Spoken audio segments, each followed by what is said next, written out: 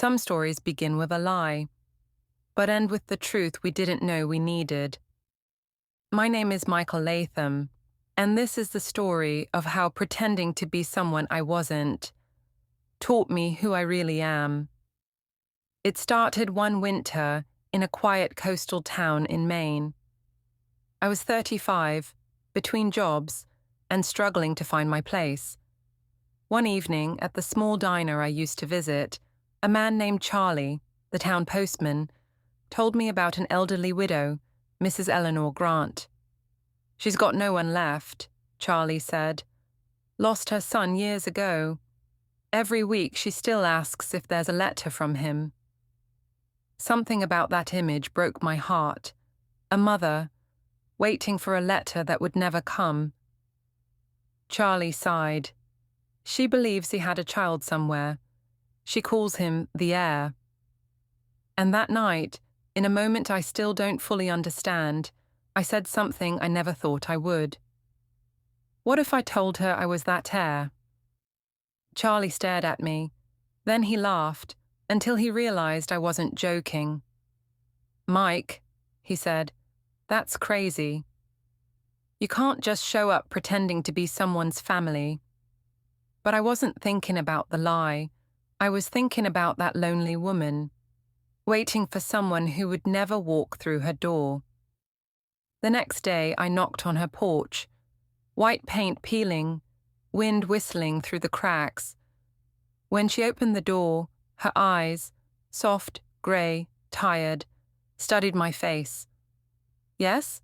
she asked gently. I hesitated, then whispered, "Mrs. Grant, I think I might be your grandson."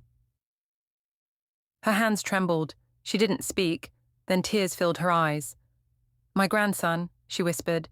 I knew he existed, and before I could stop her, she hugged me, tightly, as if she'd waited her whole life for that moment. That hug, that warmth, was the beginning of everything that followed. Days turned into weeks, and my visits became routine. She'd bake cookies, tell stories of her son, Thomas, the soldier who never came home. Sometimes she'd cry mid-sentence, and I'd just sit there, holding her hand, pretending to listen as her grandson. But really, I was just a man trying to fill a silence. At first, it felt harmless. She was happier. I was needed. Then she showed me a box, filled with old photographs, medals, and letters. "Everything that's left of him," she said. Then she handed me a folded letter. "It's the last thing he ever wrote." I read it aloud. His words were full of hope and love, and one line caught me off guard. "If my son ever finds this letter, tell him that no lie is ever worth losing the truth." Those words hit me hard, almost like they were written for me. That night, I couldn't sleep. I kept replaying her voice, her trust, her smile. The next day, as I arrived at the house, I noticed someone else on the porch, a woman about my age, wearing a navy coat and holding a suitcase. She looked at me curiously. "You must be Michael," she said. "I've heard about you." I blinked. "And you are?" She smiled softly. "I'm Laura Grant, Eleanor's real granddaughter." My stomach dropped. The lie, my small, stupid kindness, was about to fall apart.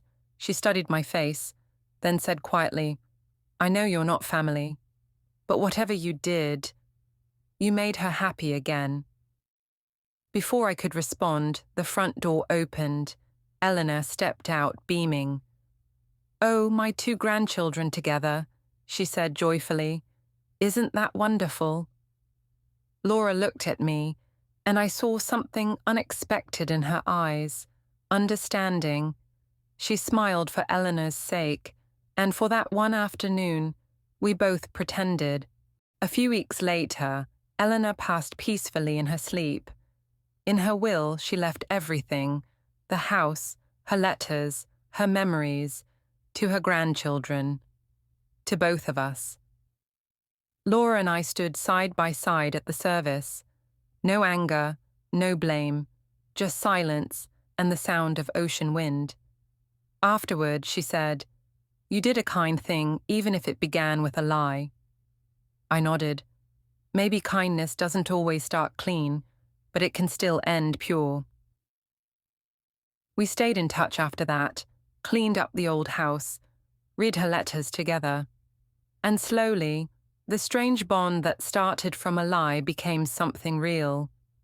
Family isn't always about blood, I learned. Sometimes it's about the people who show up, even for the wrong reasons. Now, every Christmas, Laura and I visit her grave. We bring flowers and play her favorite song on the old record player. And as the music plays, I whisper, "You are right, Mrs. Grant. No lie is worth losing the truth."